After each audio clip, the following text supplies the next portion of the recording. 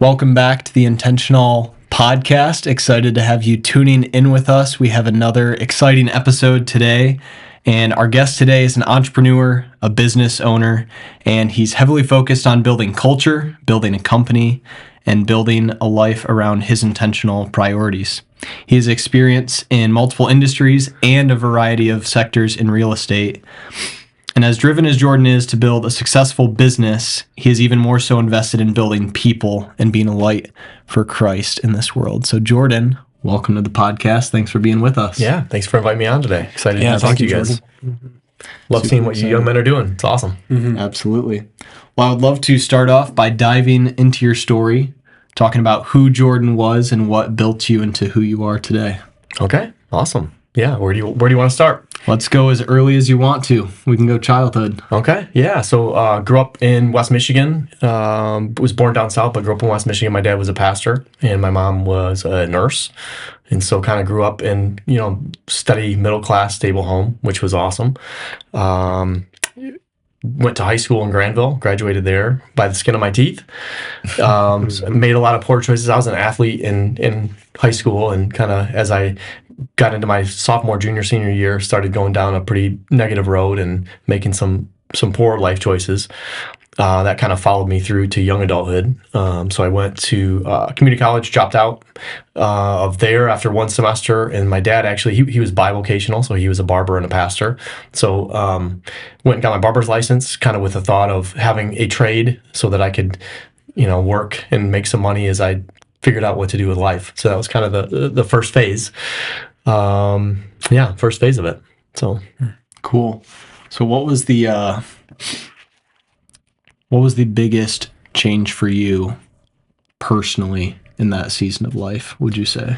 Yeah, so I went from hanging out with a bunch of losers that were making bad choices at the time, and to being around my father. And at the barbershop, we had just all kinds of people from different walks of life. We had priests and cops and business owners and blue collar workers, and really the full gamut of everything you would expect in an atmosphere like that. So was exposed to a lot of different people, and really was able to hone a lot of life skills and people skills and how to talk to people and relate to people and build trust. So that was a really, really important time in my life to establish those kind of roots in business. My dad, God bless him, he was such a great leader of just loving people and being there for them and being open for them. But he wasn't really a business operator, right? So he showed up. It was a job that he could do to supplement being in the ministry. So really didn't learn a lot about business during that time. It was more just relational skills and growing up and being mature and making better choices. So I'd say the biggest turning point was my wife and I, my girlfriend at the time, got pregnant, and that was kind of the kick at the time that I needed to get my life together and realize that there was now responsibility outside of just survival. So that was really the turning point for me of trying to figure out what was next and what I was going to do to really support my family. So At that point in time, did you have a desire for business and being an entrepreneur, or was that not even like on your radar when you were a barber in that season? Yeah. So definitely some of the most influential people on me at that time were people who were entrepreneurial. So I love the idea of doing my own thing. Essentially as a barber, you are self-employed. So Right. If you're not showing up for work and cutting hair, you're not making any money. And so, from 19 on, really, I've never had a real job where I had a paycheck or a boss. Yeah. And so I did go back to college shortly. So my daughter was born, and then I had my son. About the time he was born was when I got into real estate. But I had gone back to school in the meantime to community college again for round 2. And after one semester, I realized the only reason that I would need that piece of paper was to get a job, and quickly realized that's not what I wanted. And so, definitely knew I wanted to work for myself and do something different. Got it. Yeah. That's good. I'd love to get some more insight because I know you mentioned community, choosing to be around the right people, but also mentors or people that you looked up to were kind of in the entrepreneur space. What did those two aspects look like, and how did they develop during that season? Yeah, so being in that space, had conversations with people for years about what I wanted to do and what I, wanted to try to accomplish. And there was one person particularly at the time that he was doing, this was back in 2008, 2009, back in the foreclosure days. And so he was buying foreclosures and flipping houses and doing work for other investors and just doing a lot in that space and doing property management. And so that was something that was appealing to me, just being in the real estate field and seeing what was possible there. And so I think like a lot of people, I had these dreams and these desires, but I also was very insecure. I felt like at the time, it's changed now even from back then, but at the time, like if you didn't have a college degree, like it was kind of frowned upon, like you were just less than, and I had this kind of chip on my shoulder and insecurity about not being good enough. And so having that fear of, and I think also just not knowing where to start, like where do you even start to grow a business? And so had all these excuses, the economy, not understanding, what to do, not having, resources. And so I talked about what I wanted to do for a few years with this one individual there. And one day, he basically told me to shut up and stop talking about it. He was sick of hearing about it if I wasn't going to do something. And so that was kind of the push I think I needed. Like he basically said, stop making excuses. It doesn't matter what the economy's doing. It doesn't matter who's president, whatever the case is. Just make the decision and do it, or don't talk about it. And that's kind of stuck with me through the years. So at the time, I actually had another friend that I'd grown up with that was in construction. And so he had that construction background. So I went and got my real estate license to do the management. And that was probably 2009. Horrible economy. So a lot of our fears were true. We were giving away work, killing ourselves for kitchens and bathrooms and flooring and paint, whatever we could get our hands on. And we had one crappy house to manage that we never did find a tenant for, actually, looking back. But that was kind of the springboard to like start taking steps towards doing something different. So getting my real estate license was kind of that first step. So yeah, and the people that you're around are going to push you to either keep doing what you're doing or push you to make a change. So I think having those I think it's having the right people around and also understanding who you should be listening to, because there's a flip side to that where if you're around people who aren't entrepreneurial or don't like to take risks, they're going to tell you all the negatives of what you're going to try to do. Right. Yeah. So I think it's also, there's some wisdom in like not just who, but or not just not just being malleable and somebody who takes advice, but also being able to determine who those people are that you should be taking it from. Yeah.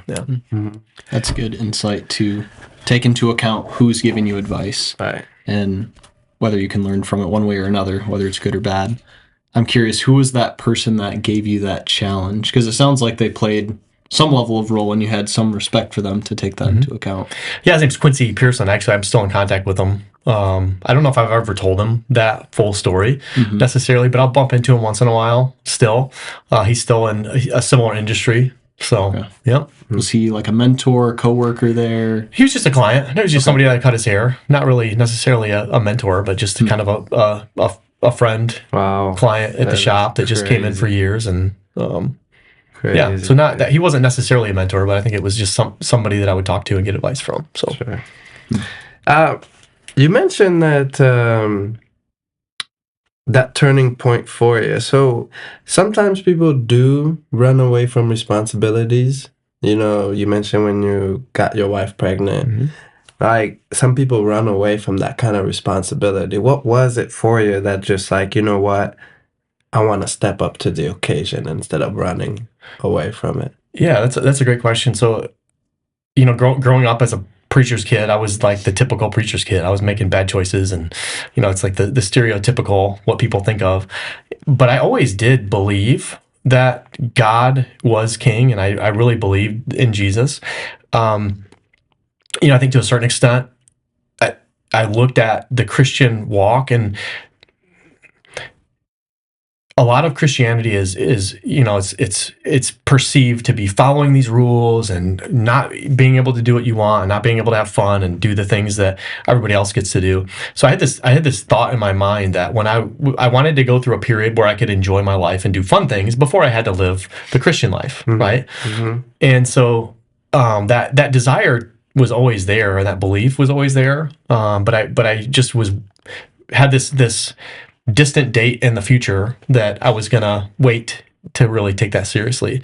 And so, to me, like really thinking about having a child that was in a broken home or that was growing up without a father, like that was just not something, I mean, that would have been acceptable to me, even in the decisions that I was making at the time. So yeah, I think God used that to pull me closer to Him, and it was a big change for me.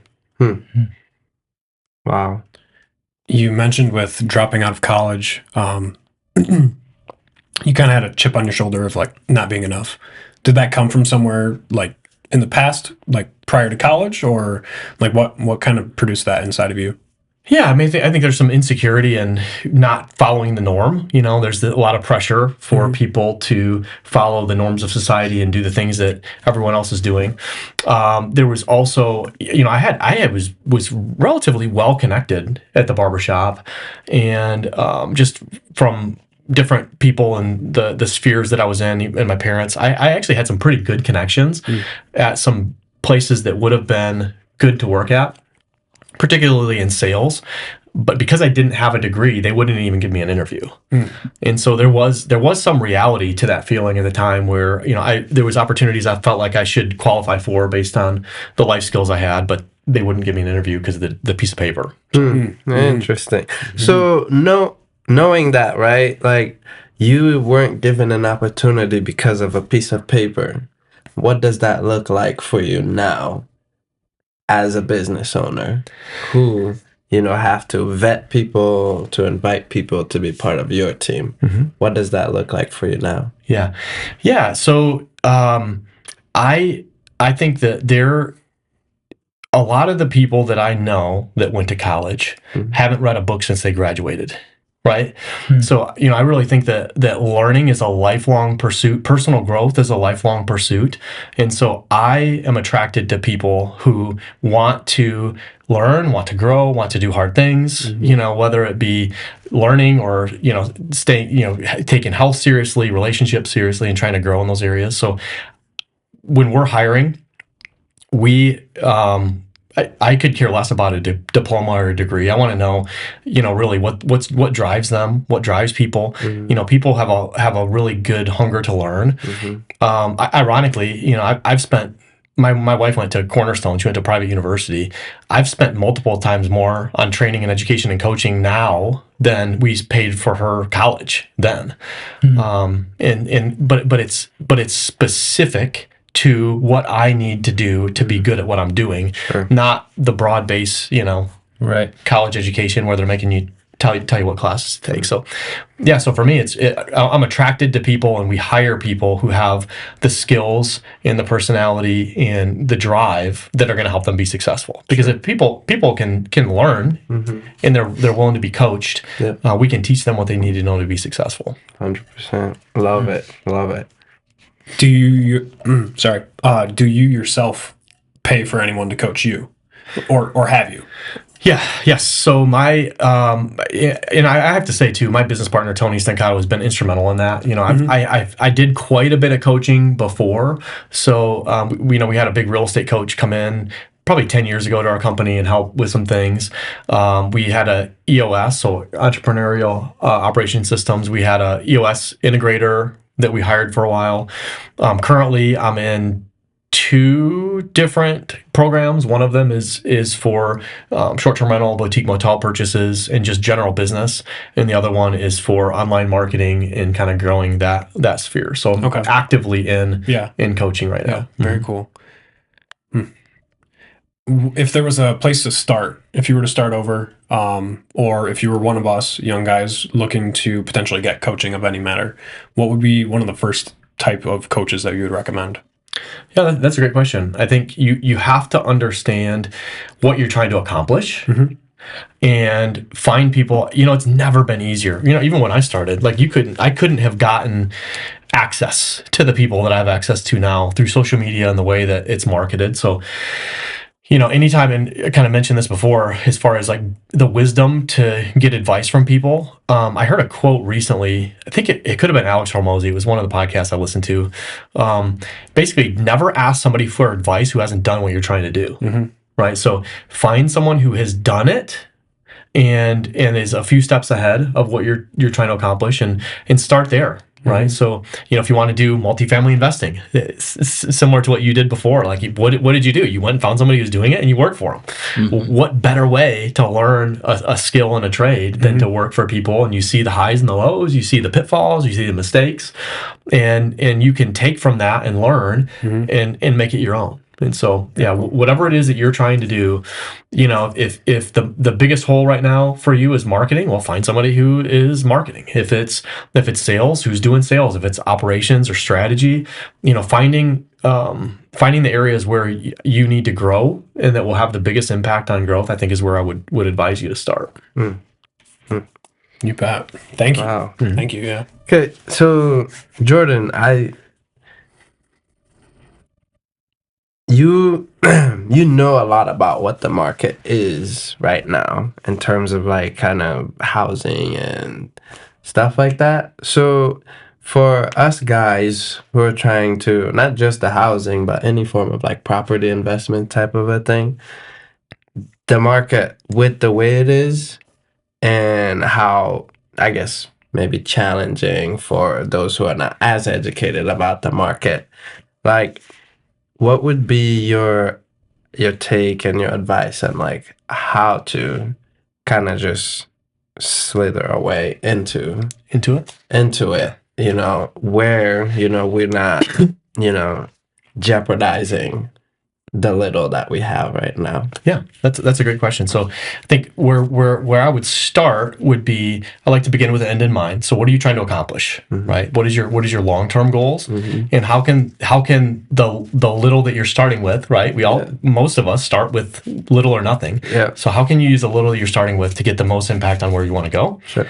And I think that one of the biggest mistakes I see, and you get all these real estate gurus online telling you how to get rich in real estate. It's like, okay, yeah, but most of the time, people who are getting really wealthy in real estate, they were rich or wealthy from something else. So, if you're trying to build a career in real estate, I would say you're going to need a pretty big shovel to invest enough to make a difference, right? So if you're crushing it on an investment, I should say, if you're doing well on an investment, let's say you're getting 12 to 14% return, right? So if you just do the math, right? So if you invest $100,000, that's going to turn into $12,000 a year of income, right? That's not life-changing. $100,000 is a lot of money to invest, right? Especially when you're starting, to get $12,000 a year. So I think you have to have a realistic picture about what real estate investing actually looks like. You see the highlight reels on social media and the glitz and glamour, but the reality is much different than that. If you start with $10 million, then you can catapult yourself to a pretty healthy income pretty quickly. Right. But if you're starting from nothing, you can't expect real estate to be the thing that creates wealth. Real estate creates wealth over time. Sure. And so, I think figuring out what you're trying to accomplish, what you have to work with, right? So if you have access to capital and you have time, what is the skill you have, right? So you're an electrician, and so you're handy, and so you could potentially add a lot of value to somebody that has money, because you can go and swing a hammer, you can do the electrical, you can do a lot of other work, and let them provide the money, right? So that's the resource they have. You have time, you have energy, you have drive. So I think what are you trying to accomplish? What do you have to start with? What are the starting blocks? Yeah. And what can you contribute towards an investment or an investor that will allow you to scale quicker? Sure. And I also think you can't overlook the shovel, right? So you're an electrician. How can you make as much money as you can as an electrician with whatever you're going to spend the majority of your time doing, so that you can take those resources and that money and invest it into real estate? So yeah, there's tons of different ways that we advise people to go about getting started, but you really have to start with the reality of what the returns are going to be and what you have to work with. Sure. So it could be house hacking, which you've done, buy a duplex, live in half of it, you live in there a year or two, do it again so you can grow a portfolio over time. Yep. That way. You could, get a big single family houses, which was what you did, and rent rooms to people. So there's ways to limit your, your monthly expenses, right? And that gives you more money to invest. So, Yeah. So what I'm hearing you say is like, whatever skill you have, use that skill. If it's even like a small business you want to start with that skill of yours, use that, and then the capital, the income from that, to kind of fuel that. correct. Most wealthy real estate investors started out with an income source somewhere else, Sure. and they use that capital to invest in real estate and grow wealth over time. No, that's great. That is great. Thank you. Jumping back to the mentorship topic, I know you mentioned the dynamics of accessibility to different people has changed recently because of social media. I'd love to hear how you are utilizing social media from a personal branding standpoint and the podcast that you do, as well as from an accessibility standpoint. How have you seen it impact your network? That's a great question. So I really struggled with social media for a long time. I think it can be a very shallow way to have relationships. It's the highlight reel of our lives.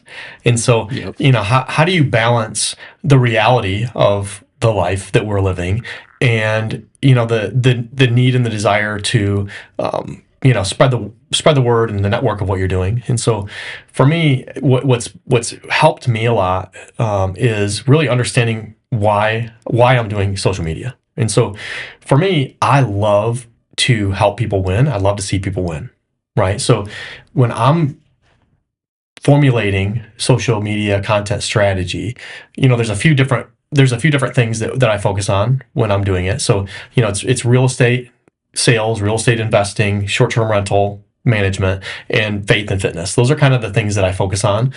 But all of them, to me, really, I think the way that I do it, all of it points back to Jesus, right? So for me, like, I don't want it to be like this highlight reel of look how great my life is and look how successful I am, because that's not appealing to people. It's not attractive. I love sharing the journey. I love helping to create opportunities for engagement and discussion. And I think if you do social media well, it will create engagement and discussion, right? And so, especially in real estate, you see people like, hooray for my clients who I didn't name on buying this house.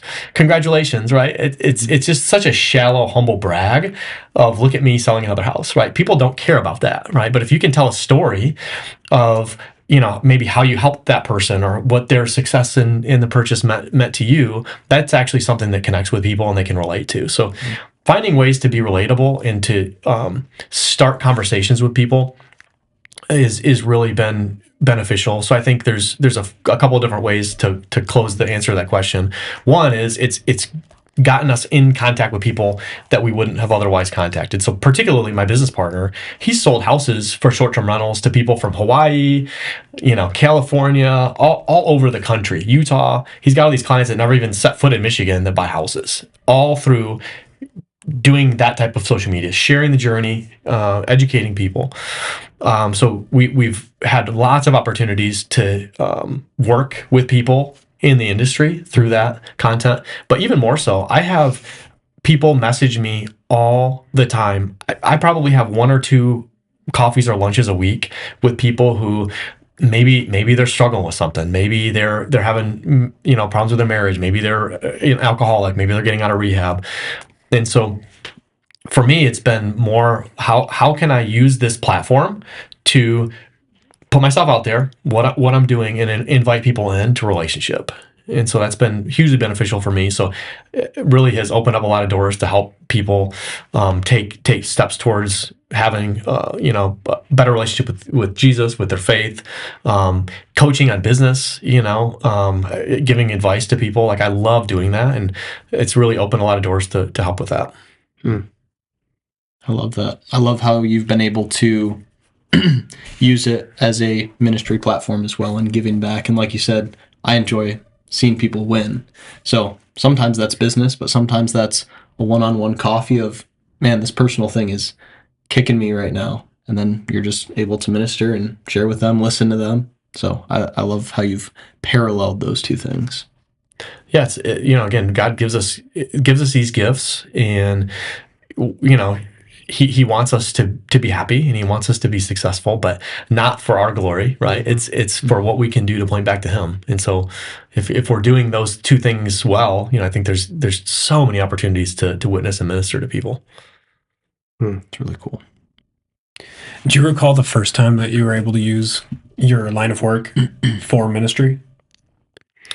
Yeah, so it's been a journey of learning how how to cross that barrier between business and personal and faith. It's very slippery. It's a very slippery slope, and so I think I'm pretty outspoken about my faith in general, but I'm not pushing it on people. I think that there's a lot of people that I can think of that I've worked with that they know something's different about me, and it's appealing to them. They might not know what it is, right? Because I'm not taking Bible verses to my listing appointments.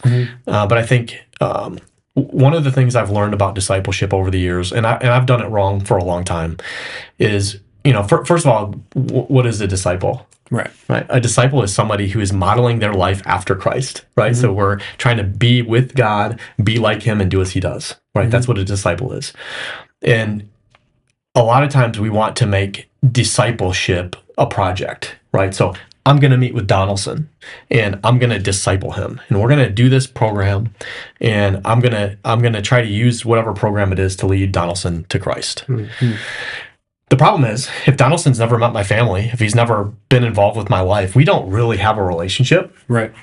And so I think the people that I can think of that God has opened the doors to have the biggest impact on me hasn't been through like preaching the word to them. It's through building relationships, inviting them in, loving them, and really showing people through actions what it looks like to live as a Christian. That to me is way more impactful than telling somebody a Bible story that they may have heard a bunch of times, right? Both are important. They need to hear the truth. They need to hear what's in the Bible. But if they don't see you living that out and see you different, then anything that you tell them is going to be, not really fully taken seriously. So, yeah. So I can't think of necessarily a single example off the top of my head, but I think just the cumulative relationship building, and people. Again, just reaching out and calling for lunch and asking for advice on different things that have nothing to do with real estate. Like that's those doors that God's opening for us to step into. Very cool. Man, I couldn't agree more with what you just said. Because I remember I was at a point in my life where I was like, I needed someone like that would invite me in, right? To be basically part of their family. And yeah, I had that. And it's just kind of cool to hear you say that and that model of like discipleship.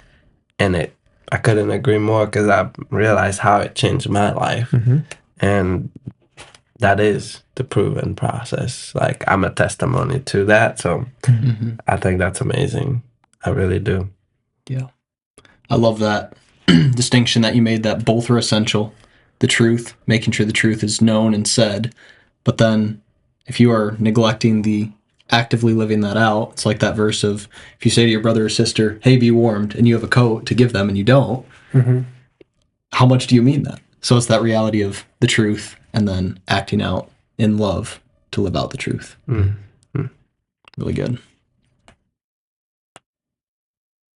So I know you've been in a lot of sectors. I want to jump back to your story because we kind of left off where you were doing the hair cutting, and I want to ask one question on that season, but also will tie into the next season of more the entrepreneur journey.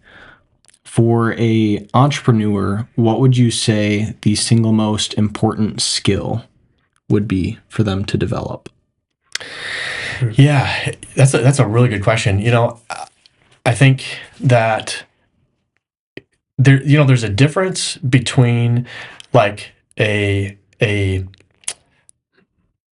there's a difference between a career and a business owner, right? So again, back to Donaldson, right? You're an electrician. You know how to run wires. right? You can be the best person at running wires on the planet, but you can only run so many wires. Right. And so I think the biggest skill that you have to develop as if you're going to really be an entrepreneur and a leader is you have to understand people, and you have to understand how to lead people well. And it's never about what I can do, right? It's about what the team can do. And so I think developing skills as a leader and really understanding how to delegate things to people. If you're going to grow a business, you have to learn leadership. That is the number one thing that's held me back in my business, of not trusting people and not giving things up and keeping control of things has delayed business growth for me over the years more than anything else.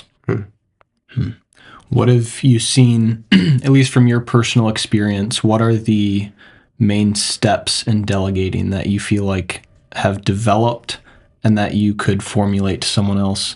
Like, before I wasn't delegating, and now that I'm delegating, here's how I did it, and here's been the impact of that. Yeah, that's a great question. So I think when you're getting started, like if you're a single owner operator of whatever business you're in, I think there's always going to be things you have to do that you don't like. And the more successful you become, the less things that you have to do that you don't like. And so the starting point always has to be, right, if your time is worth $100 an hour and you're doing $20 an hour tasks, you're losing $80 an hour, right? And so I think the first thing is understanding where is the most valuable time you can spend as an entrepreneur, and how I've done that personally is I keep a calendar. And I will put in blocks. Like if I'm going through a season of evaluating how I'm spending my time, I'll put in blocks of what I'm doing every hour or two, so I can look back and see, okay, this is where I'm spending my time. So you can look back and see all of the things and all the tasks that you're doing that aren't producing income, right? Especially as a starting business, you have to be producing income if you're going to survive. And so I still go through this process where I'll reevaluate what are the things that I'm doing that I could pay someone $20 or $30 or $50 an hour, whatever it is, to do for me, and refocus on okay, what does that role look like, right? And then you have to figure out that this is the leadership, is who is the ideal person to fill this role. So really it is learning how to do that for yourself, and then learning how to teach other people how to do that, right? So as you grow a business, you hire somebody, now you get that much busier, right? And the person you hired gets that much busier. Now you have somebody, let's say you're paying them $50 an hour. Now they're doing work that's worth 20. So you're losing $30 an hour, right? And meanwhile, you're doing, your time's worth 200 and you're doing $50 an hour work. So it's that process of consistently reevaluating where you're spending your time and where the people on your team are spending their time to make sure you are helping them grow. And that's the other thing with leadership. If you can help people, I think it's Warren Buffett said, if you want to get rich, learn how to make money. If you want to get wealthy, learn how to make other people make money. If you can help people on your team grow and they see a path and a future with your organization, they will outproduce everyone else, right, at other businesses. And so if you can continue to elevate and delegate yourself and your team, the sky's the limit. Wow. That's good. That is great. Great. So for you, I think we left off on the story of doing property management, partner relationship with a builder, and just struggle season. Like, I know that season of real estate for everybody is really hard. So what did that progression look like from there to where you're at today?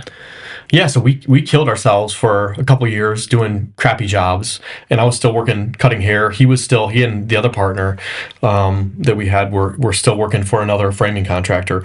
And we finally just decided to part ways. And matter of fact, they're doing amazing now. They've got, I don't know, 50 or 60 people in their crew. They're doing like big major framing projects. I'm super proud of them. They've done really well.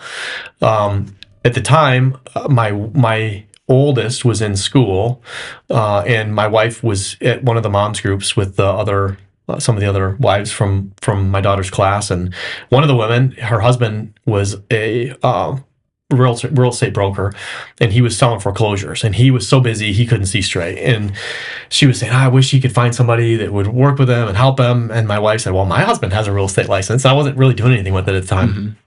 So that was Mike Childress and Associates Realty. He had a HUD contract. And so basically, if an FHA loan goes into foreclosure, the Department of HUD takes it back and they sell it.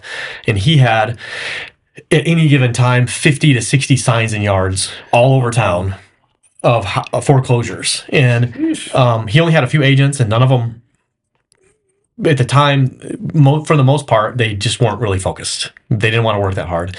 And I was broke and very hungry, and so I went to work with Mike, and basically, like, there was a number on the sign that people would call, and it would route to our office, and we had rotations of, like, it's my day on call, and I would switch the phone line over. Well, people wouldn't switch the phone line over, so for weeks on end, I would be the only one taking these HUD calls. And, we're my first year in the business, my average sale price, I want to say it was $52,000 or something like that. So, I mean, we're selling the crappiest, cheapest houses that you can imagine. And it really taught me a lot at that time about how to work with people. I was working with people that were barely had enough money to buy houses, or wealthy people buying real estate, right, is investments. So really was able to learn a lot from both of those, how to analyze a house, how to understand the product that I was selling, and how to do the job. So did that for a few years, and really ran into operation issues. Mike at the time, love him to death. I still talk to him all the time. Really good friend, but he's wired like me. Like, he's a people person. He's kind of that, quick start. Quick to start a new project and slow to finish it. So, I'm at the time, we was selling a fairly decent amount of houses, didn't have a checklist, didn't have an operational system, had no back office support or anything like that, right? I'm a barber selling a bunch of houses. And so got to the point where I just needed more training. So I went to a national franchise at that point, that I was with for a few years, and really was able to, that's when I hired my first assistant and really got training on how to run it more like a business, and kind of transitioned into that. So that was, I'd say, the biggest leap that I made was just having the systems, and then also learning how to do it well, and then handing it off to somebody was huge for me. Wow. So. Yeah, you talked about like the learning curve of, you're a barber, all of a sudden you're selling houses. You had to at some point figure out how to analyze deals and work through that. You might have answered it with saying later on you worked for the larger franchise, which taught you, like a really good system, I imagine. Before that, how did you learn how to analyze deals? How did you work through that? Yeah, again, I was pretty fortunate. So Mike at the time, he had been in real estate a long time. He had a lot of investment knowledge and background. And then I worked with a lot of investors that, I would just watch how they're analyzing deals and how they would back at the time, it was a lot easier. Everything was on sale, right? So, back then, investors wouldn't touch anything if they couldn't get 20 to 25% return on investment. I mean, that was the golden standard at the time. They talk about the 1% rule now. It's like you could buy a place for $50,000 and rent it for $1,500 a month. Wow. At the time. So it was a lot easier. Really, quite frankly, when I started, it was a lot easier to find deals, because we would just look at one of the 100 foreclosures for sale and throw crappy offers in until one got accepted.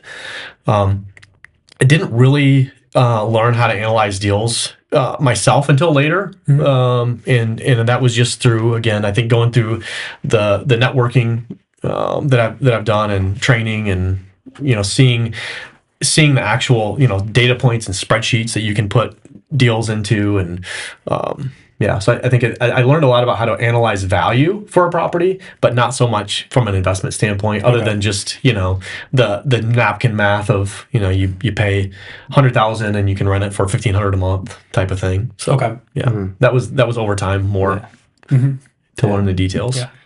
Yeah. So you're taking more of a long-term approach rather than like a short-term approach in those deals that you're looking. I think every investor is different, so I think it's just understanding what people are trying to accomplish, and helping to advise based on that. Sure. When you went from working with your good friend to the franchise, Was that a hard leap for you where you weren't really sure how it was going to turn out and it felt kind of risky? Or did you know enough about the situation where it was just like, yeah, I was just curious to know what that transition was like. Yeah, I knew. I mean, I was with Mike for 3 years. I knew I had to make a change. I couldn't continue to do business the way I was doing it without it, without really jeopardizing what I was doing and not doing a good job. So it really wasn't a choice at that point. I had to make a change to really learn and take the next steps into the business.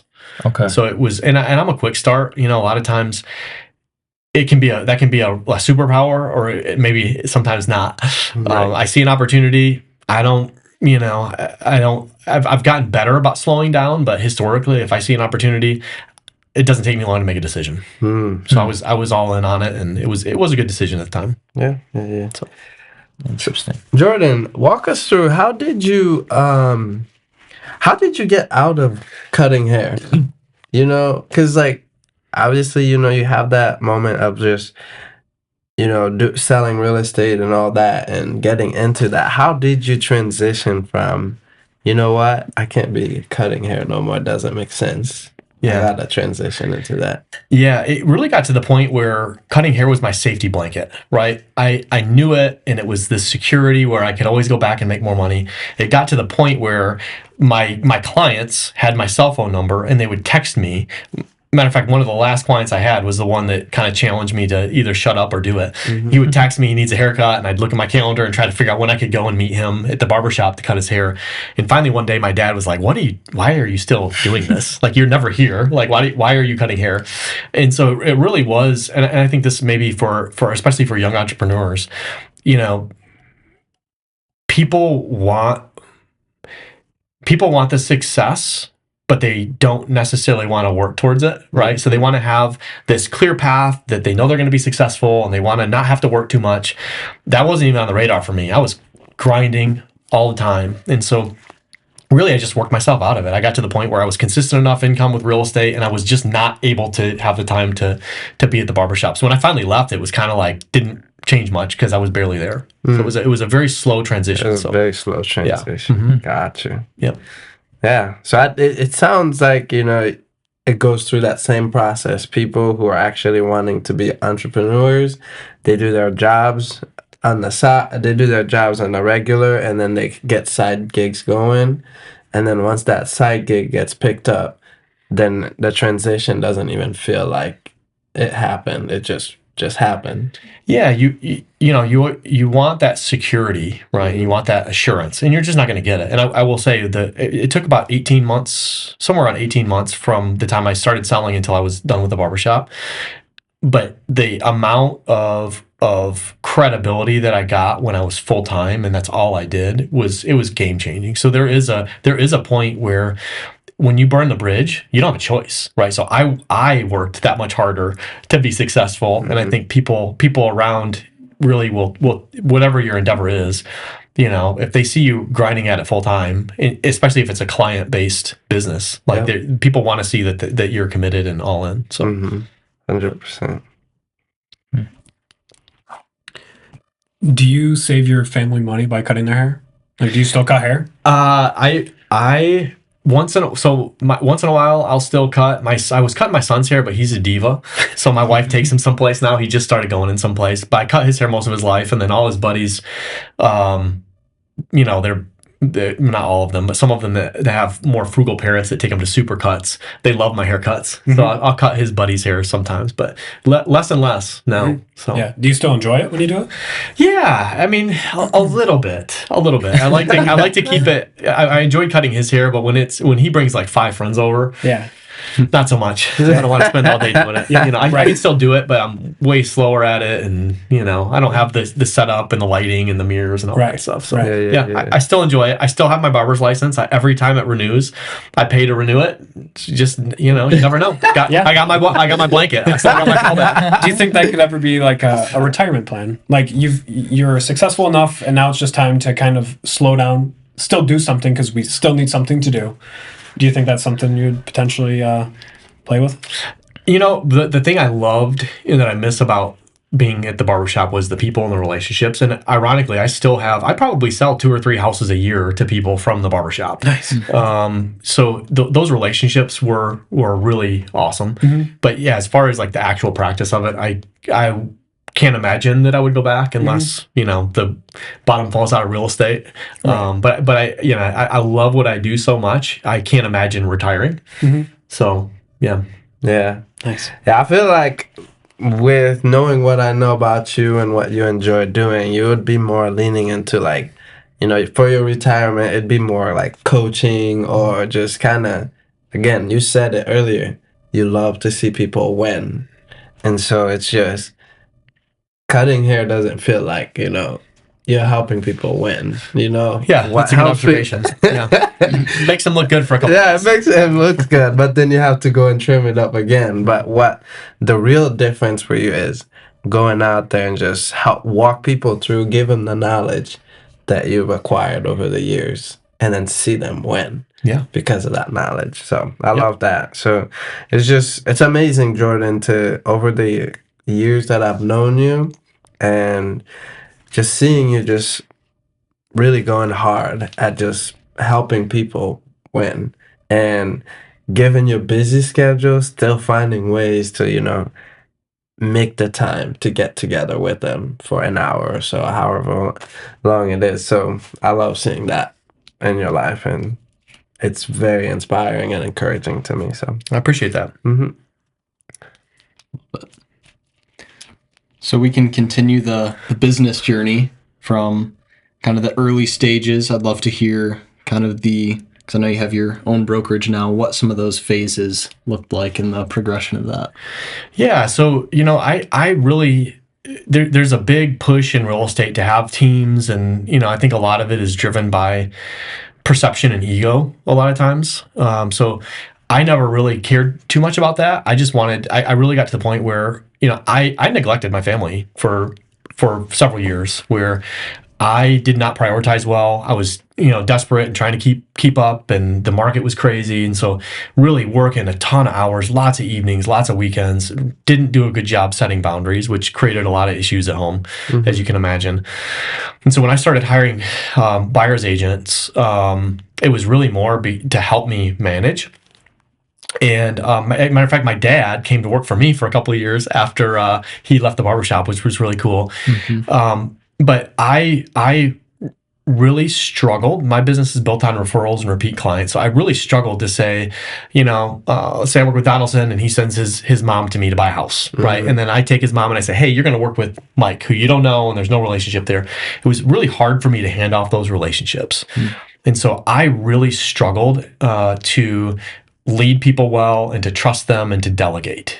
And so I at one point, I'd grown my team. I had about 5 agents on it, and I would pass off some leads, and I would have help with showing so that I could balance better. So it did help, but it really never fully met the goals of why I was trying to build a team. And so back around 2020 or 2021, in 2018, I started my real estate company. So I was with a franchise, and there was 5 of us on the team at the time, and we just really, it was more of a culture thing. I never wanted to be a broker, and I guess here's the theme of the journey that I've been on.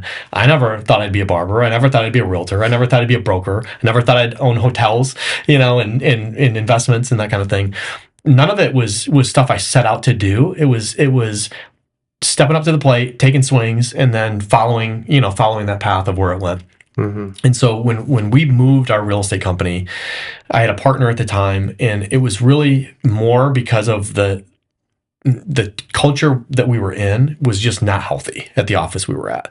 And so when we started looking around at other options, there was just nothing that was appealing enough to us at the time. And so we just said, well, why don't we just do our own thing? And so that's what we did.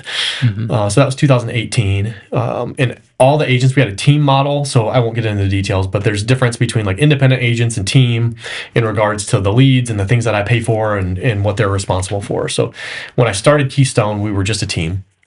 Bought my business partner out about 18 months later. So I'm the sole owner now. And really, now I think just full circle have realized I want to have a business, not a career, right? And if I'm selling houses as a career, it's great and I love it and I still enjoy it and that's still my primary income. But if I don't have agents in the office that are bringing in income, I don't have a business. And so my focus now really is growing the brokerage. I've been very fortunate. I actually signed up 2 new agents this week.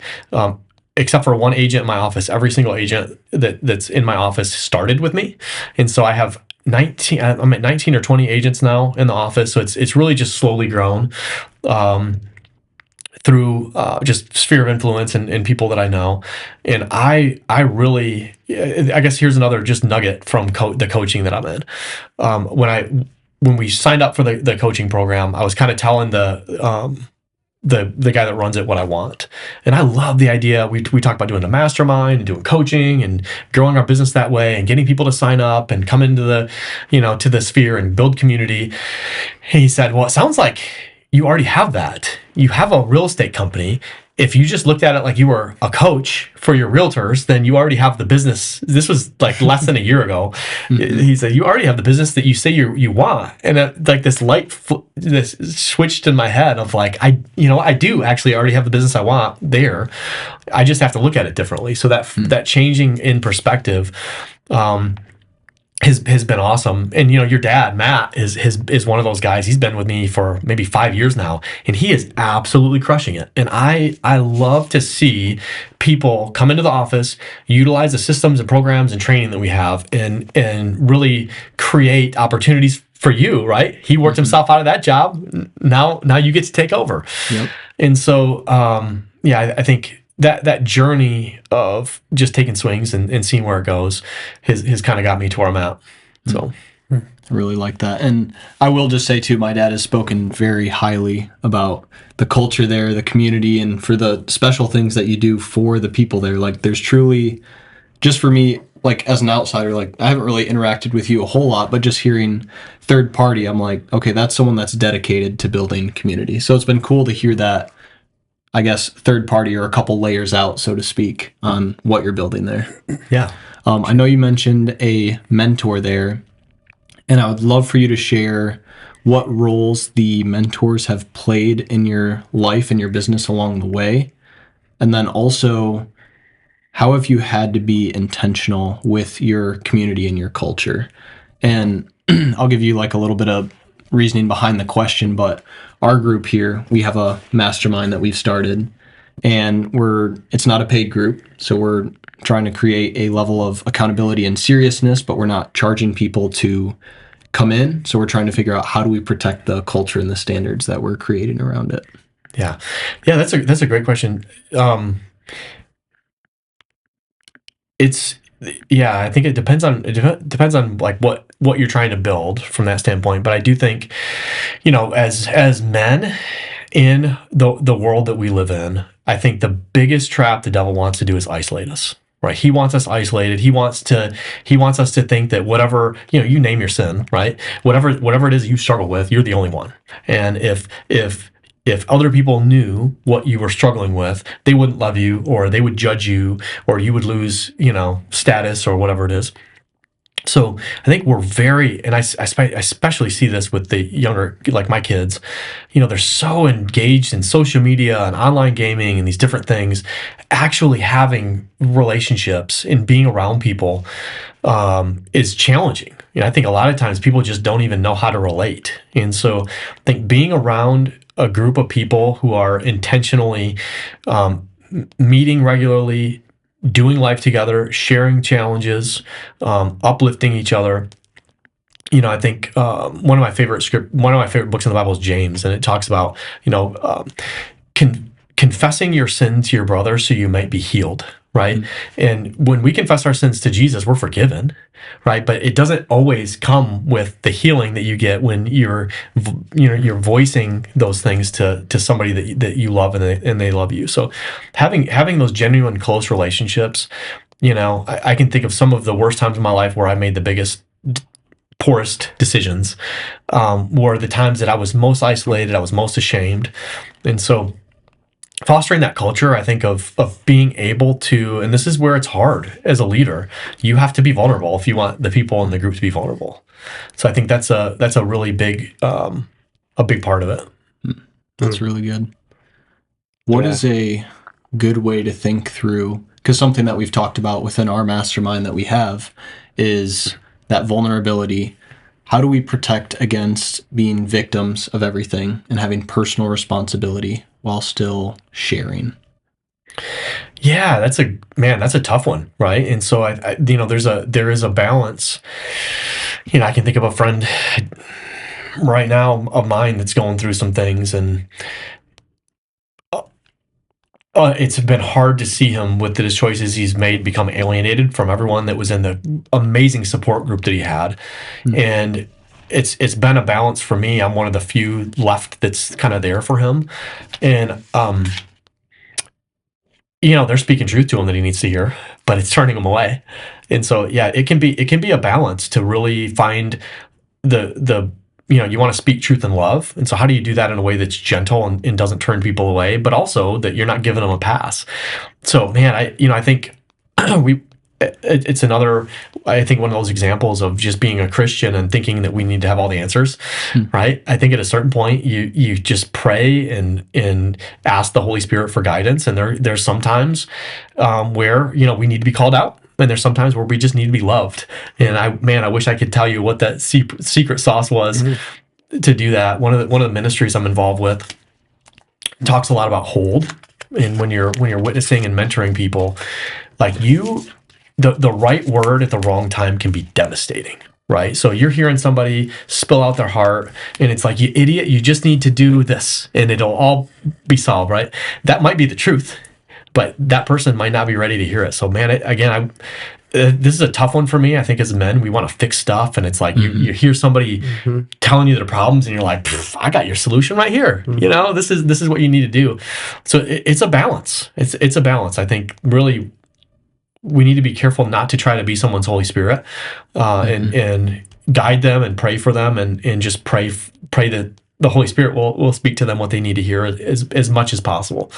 But it's a challenge. That's a very tough one. It's something I struggle with still. I just have to remind myself to shut up a lot of times. So did you?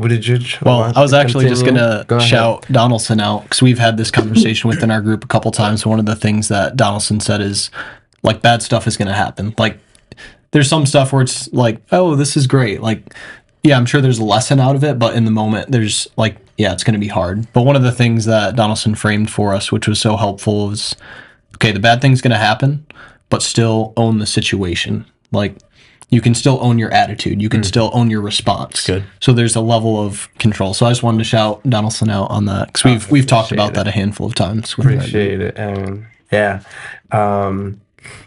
So earlier on, you mentioned something about family. You kind of neglected your family.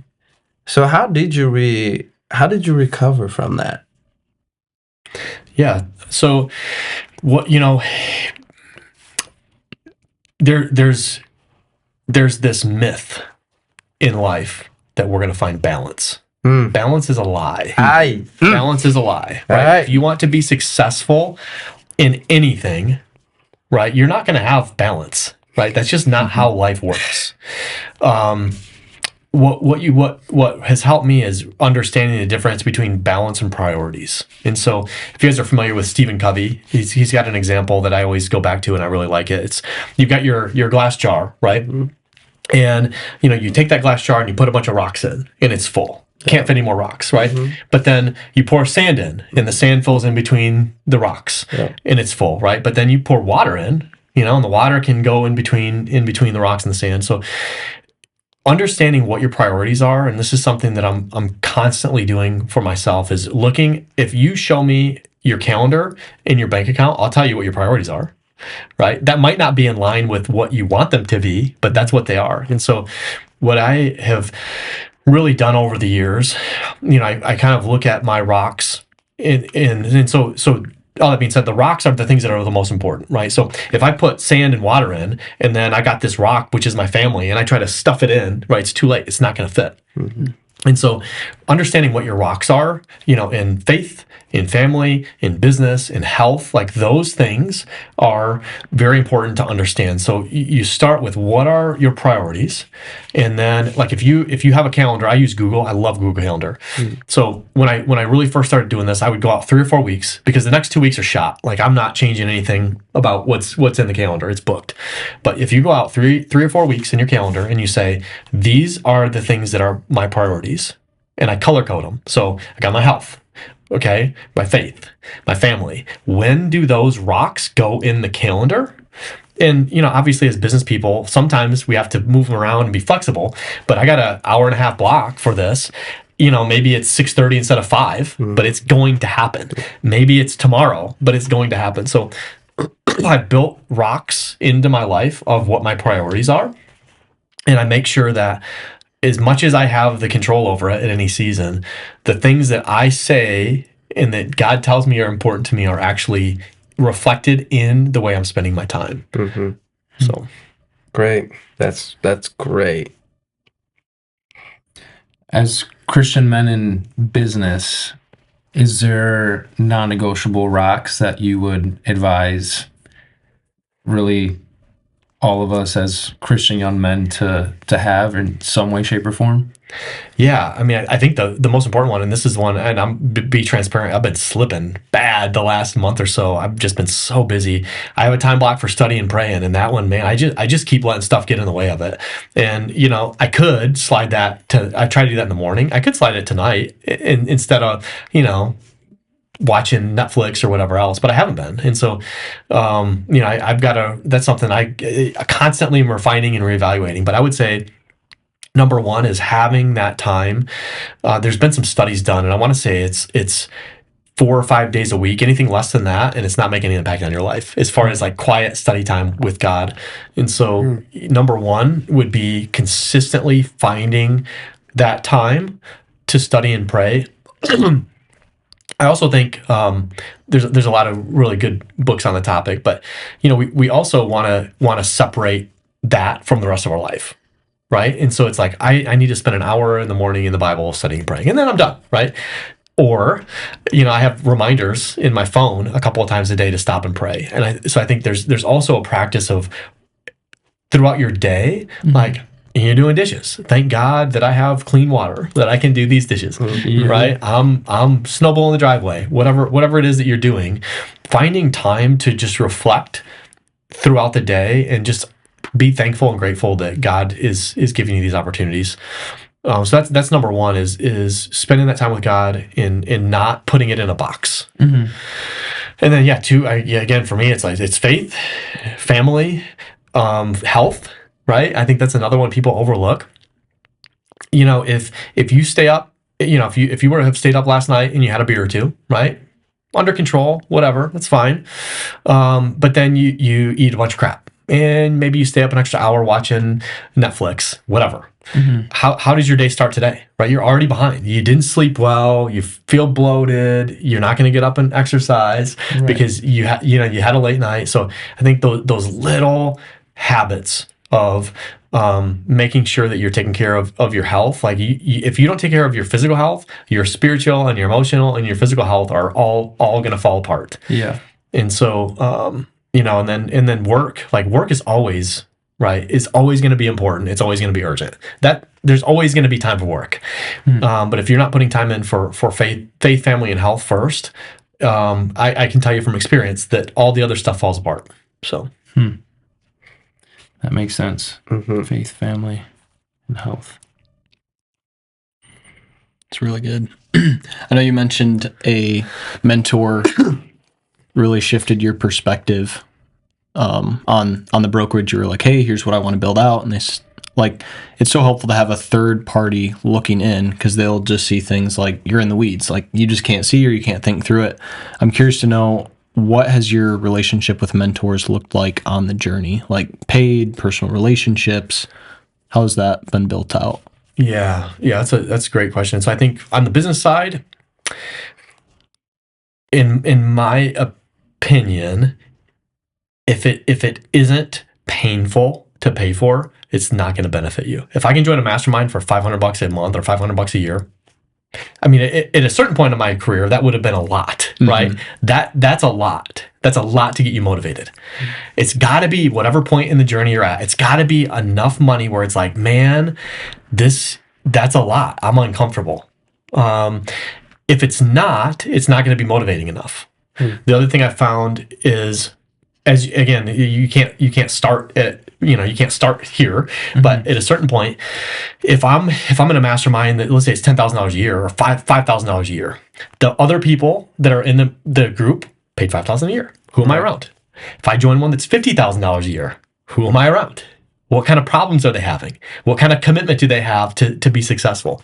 So I think the more, if you're talking business coaching, the more I pay, it might be the same coaching, but if I pay $50,000 for the year, I am going to put way more effort into getting my value than if I paid $5,000 and I'm not feeling like executing. Like I'm not going to have the same effort, right? So from a business standpoint, again, find the more expensive it is, the higher the level of people are going to be there. That's one of the things you have to understand. So evaluating those, and then also just taking advantage of it. So, right, if it's $500 a month, make sure you get every ounce of value out of it that you can. When it comes to the personal, it's totally different. Faith, all that kind of stuff is a really different perspective there. I think that God made us for community. And I don't care where you're at in life, there's somebody ahead of you and somebody behind you. And I believe at all times of your life, you should have both. You should have somebody who, somebody that you can call that's going to have answers to questions or point you in the direction for problems that you have that's ahead of you. I think there should be somebody that you're kind of on the journey with, maybe more similar at that point where you're kind of in it together in the same phase. And then you should have somebody behind you that you're helping to share and grow. And so I think it's important to have all three of those. And just be intentionally in those communities of people who, if you've never been in a room with people who love you just because they love you for no other reason, there's no benefit to them. Like, man, I'm sorry. There's just nothing like it. So I just want to make sure I hear you correct. It's almost sounds like sometimes it's not even about the content and the program that you pay for. Sometimes it's just the more you put, like, in terms of cash, the more money you put into it, like, the more of a reason where you're like, okay, I need to make sure I get my return on this, right? This is kind of like the drive to why you want to get as much out of this as possible. Is that what I'm hearing from you? Yeah, I think there's levels to it, right? So if I have something to sell you and I only value it at $500, what kind of value am I putting on myself? Right. Right. So the person that you're paying doesn't even value their self, right? Potentially, you pick your number, right? So the higher value they place on their self, probably the higher value they're going to add to you, because they're confident in what they're selling you. Right. And if that person can sell a whole bunch of other people on the value, then the people, again, it attracts a higher caliber of people. So example of that. So this mastermind we joined, it was very expensive. The first meeting I went into, there's a bunch of different facets of it, but one of them was purchasing boutique motels, which is what one of our businesses is doing. So first call, it's the construction renovation call. I get on this call and they're asking me what projects I have going. We were in the middle of evaluating a deal that was just over $1 million with like a $300,000 renovation budget. And they were polite and they were gracious and they asked me questions for 10 or 15 minutes. And the next guy is doing a $75 million ground up development in Texas. And I'm like, holy crap, what room did I just step into? Right? And I got off the call and I called my business partner and I'm like, dude, we're chumps. Like, why are we doing these small deals? And again, for us, that's not a small deal. Why are we doing these small deals? These people that are in this group that are no different than us are doing these huge deals. Why can't we do that? And so I think if I was in a group that we paid $500 for, you know, the next guy might have been doing a $500,000 project, and I'd be like, oh, look how big we are, right? And so I think you get yourself in these different rooms and you just see like the only limit on our potential is the limits that we put on ourselves. And so, yeah, that's. I think it's not just about the money, but I can tell you when those mastermind calls come up, if I paid that much money, like I'm going to move stuff around in my schedule to get on that call. If I paid $500 and I have like, you want to go to lunch with me? Oh, that's fine. Let's go to lunch today. I'll catch up on the call later, whatever. So yeah, I think it's just different. It impacts every single level of that experience that you're going to have. Yeah. And it's not cost, it's investment, right? That's how you got to look at it. Sure. And they saved us from that deal. We bailed on that deal the next day. We talked about it. And we're like, you know what? We can't be doing these little deals like this anymore. We've got to find bigger deals. Just from the first coaching call I was on with that group. Wow. Interesting. How did you find out about that group? So my business partner Tony and I have been doing the Michigan Short-Term Rental podcast for about 3 years now. And, you know, again, I think this is just, you guys hear, I'm sure you've heard that you're the average of the 5 people you spend the most time with, right? And so he went to a conference, and it was the biggest, really at the time, the biggest short-term rental conference in the country. And he calls me on the way home. He's like, hey, Jordan, I want to do a conference next year. And I'm like, okay. Sounds like a horrible idea, but okay. He said, I'm going to get, he dropped a couple of names. So the guy that put on the conference, I'm going to get him and this other person. I'm going to ask them to come and speak for us. And my first thought was like, there's no way these people are going to come to Michigan for a couple of dorks with a podcast that have never done a conference and speak. Both the people said yes. Wow. Cool. So Bill Faith, he's a big influencer in the short-term rental industry. We had him and a couple other people, big names, came and spoke for us year one. Last year was our second year. So Mike Sogren was the other person that put on that conference with him. So we asked Mike, hey, can you come and speak for us? And he did. And so getting in proximity with him and Jason Drees, I don't know if you guys have heard of Jason Drees. He was one of the mental coaches for the Bigger Pockets guys back in the day. Okay.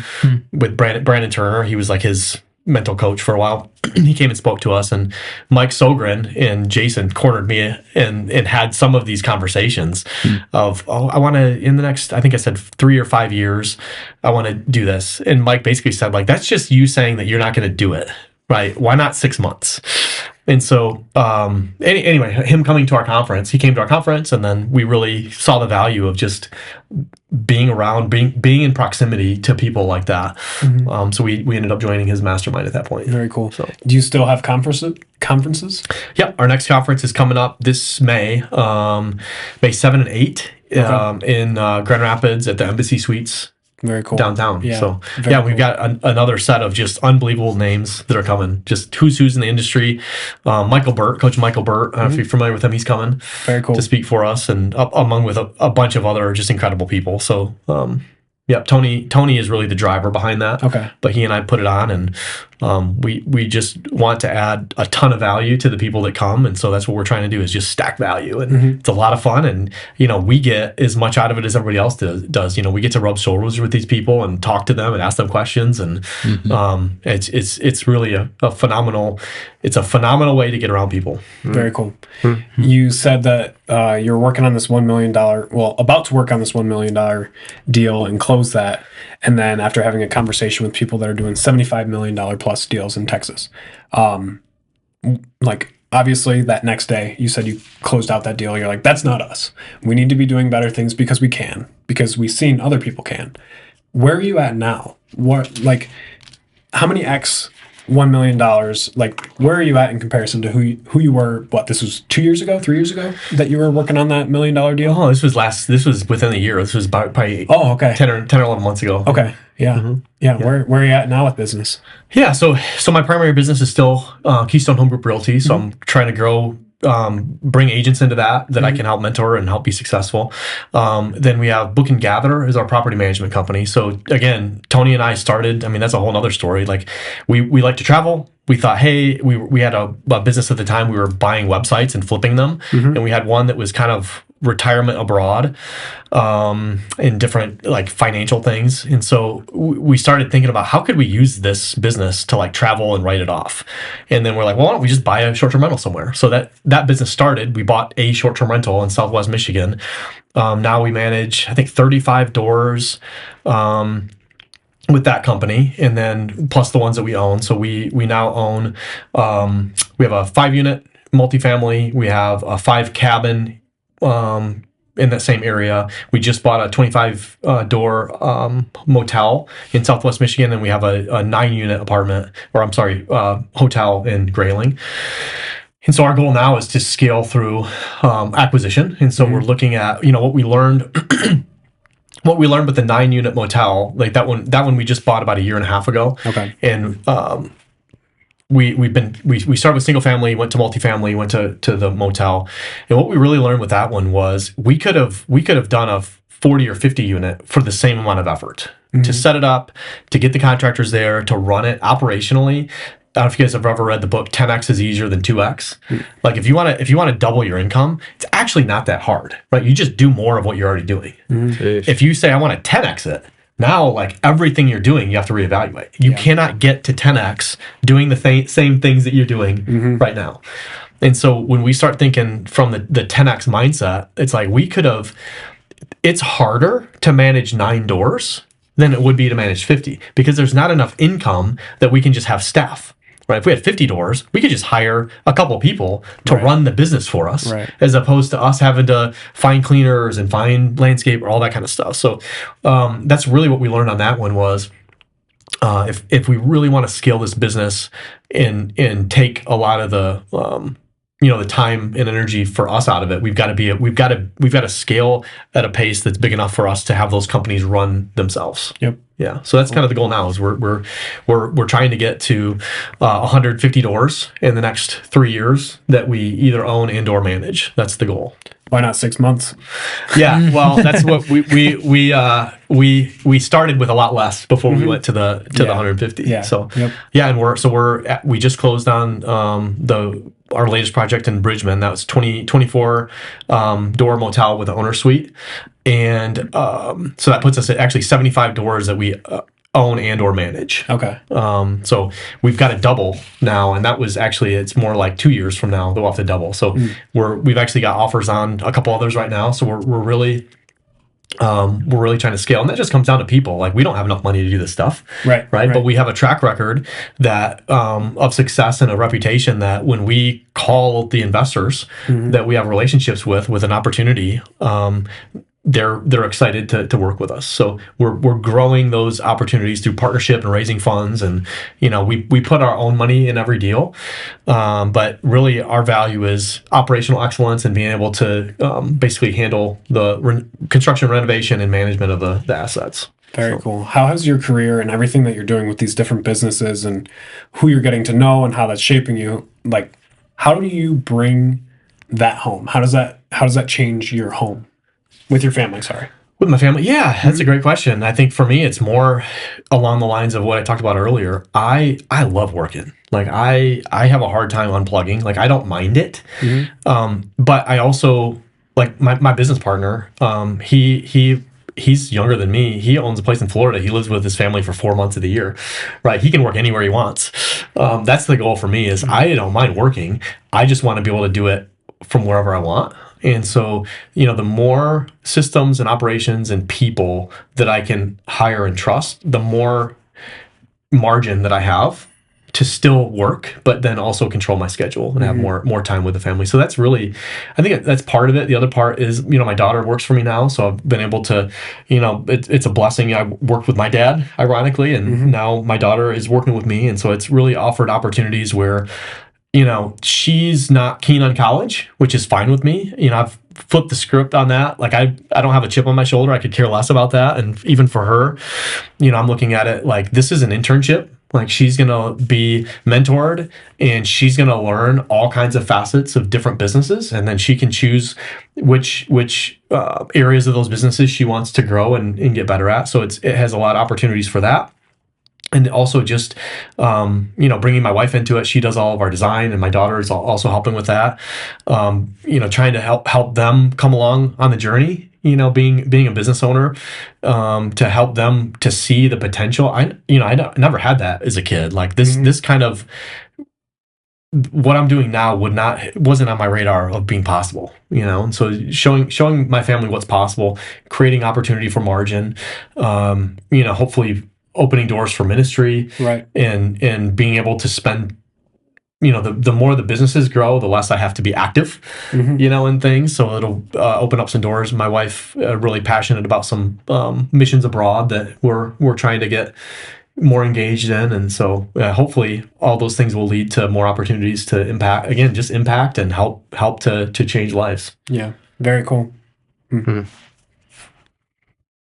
What's the dynamic with your family? Like, you have one kid, two kids? Yeah, I have a 10, 15, and 19-year-old and a 6-month-old grandchild. Okay. So, so I've got Very two cool. still in school. I have one of my son's an athlete, so we're traveling around all over the place with him, playing sports, and then my youngest does theater, and then my oldest is working with me. So Very cool.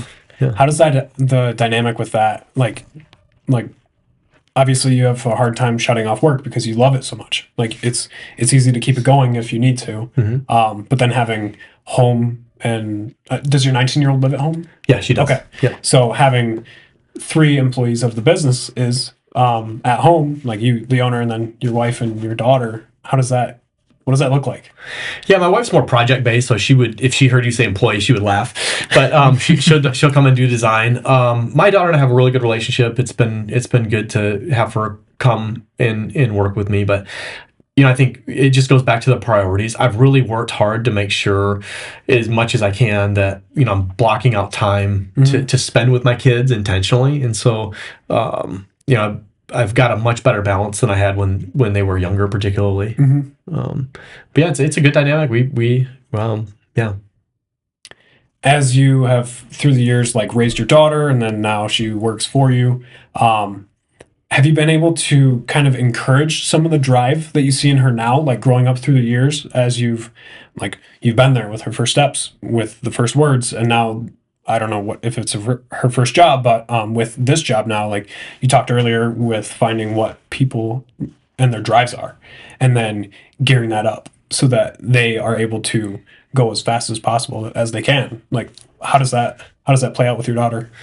Yeah, it's been a test in patience in a lot of ways, for sure, right? I have high standards, and I tend to be a driver, and I am the type of person where I like to help motivate people, but I can't be the motivation, Right. And so I've had to learn over the years that not everybody is wired like me, so it's been helpful to have her around for that. But I do think when you talk about again, the 5 people you spend the most time with, right? So Luann wouldn't mind me mentioning this, but she's my office, basically my office manager for Keystone. She's been with me 9 years. I was kind of at the beginning of my health journey when she started. I'd gotten really out of shape. I was overweight, and she saw me at the front end of that health journey of cutting out all the crap and stopping drinking alcohol and really taking my health seriously and developing these, attitudes, habits, and skills to get where I'm at now. And I remember her back then saying, I could never do that. I couldn't, stop doing, eating the stuff and exercising. You should see her now. She's jacked. So she had this, about 5 or 6 years ago, this change where she spent enough time around me, right? And I'm not taking full credit for it, but I think again, she saw what I was doing, she saw the motivation, she saw the potential, and she started changing these habits, right? And now, like we talk about all the time, she doesn't get her workout in. Now it's like she's not in a good spot, right? She has to go out and get her workout, and she's always, resetting those habits. And so getting my daughter around that, part of the deal when she started working with me is you're going to do these things. Like, you're going to time block, you're going to go to the gym, you're going to eat healthy, you're going to do these things. This is non-negotiable. You're going to read books. I'm going to give you the books. You're going to read, and you're going to report to me. So, at first it was, did you go to the gym? How are you doing? And now it's like she's giving me crap Sunday, like, Dad, you got to help me meal prep. I'm like, okay, so she I think it really has, it's been a lot of fun to guide her and try not to push her or be, the drill sergeant, and just watch the change in her, just from the people she's around. So it's been a lot of fun. Again, looking at it more like a kind of a mentorship program than an employee-employer relationship. Yeah. So Yeah, in a sense, maybe a disciple. 100%. Yep. Very cool. Yeah, thanks for sharing some personal life things. And because like my wife and I, we got married last year, and we have dreams of like her career helping support, like real estate side of things. And a little about myself, I do residential remodeling. All I have to do is test for my license right now, for my builder's license. And like that's, we see her career funding that portion, and then my knowledge of remodeling funding that portion of getting into real estate and looking at what that could, all the different possibilities there. At the same time, we talk about having kids and growing a family. And I see the opportunity that her father, who's an electrical contractor based out of the Lansing area, he has hired nearly all of his kids at one point or another. And I see that and I desire that. So thank you for just sharing some of that insight about your family, those dynamics, what that looks like, because that's a goal that I have, or a dream, at least something that I want to offer to my kids. You have the availability to do this. If not, I'm fully supporting whatever you want to do, and I'm going to encourage it and help you get there as fast as possible. Yeah, that's great. I think those are the types of decisions that lead to success, right? It's not, what you didn't say is, I just want to make a bunch of money, right? Money only motivates you for so long, but if you have that desire, things get hard, and you can remind yourself and your wife, like, hey, we're building a legacy, we're building a business that our family, that can support our family, like that. That's really what helps people to stay motivated when things get hard. So, yeah, keep that in your head, and you'll get there. Thank you. Yeah. Yeah, I love hearing about that intentionality side of things, because I would say for most people, especially from my experience at college, it's definitely for some people, but I would say a vast majority of people that go there without a plan, it is not a good move, especially for the money that they're spending. So it's awesome that you're putting your daughter in that environment and offering some of that coaching. Like, most people are going out and paying thousands and thousands of dollars either to go to college and they walk out without a plan, or thousands and thousands of dollars to a mentor, which can be good. But if you have that in one of your parents, like, that's huge. So that's really cool to hear. I think what I like about how you're going about that thing with your daughter is like, you're not just giving her a pass into it. You're like, hey, if we're doing this, this is what I expect from you. Like, hey, this is how serious it is. Otherwise, you can go get a job from somewhere else and, whatever. That's exactly how that conversation went, actually. Yep. So I love that. You giving her a choice in that sense. Hey, this is the decision laid out before you, but it's up to you however way you want to handle it. Yeah, and it's a blessing to be able to spend that time with her every day. Like, I think about that often. A lot of parents, her age, the kids are gone. They're at school and they're not seeing them, and so it's really a blessing to be able to still be able to pour into her and kind of get a second chance at that. So, that's amazing. Yeah, that's amazing. Yeah, I know a little bit more about Jordan than you guys do. So I'm working hard to keep things like, not asking him some of like the stuff that I know previously about him. So, but Jordan's cool people. Very cool people. Yeah, ask away.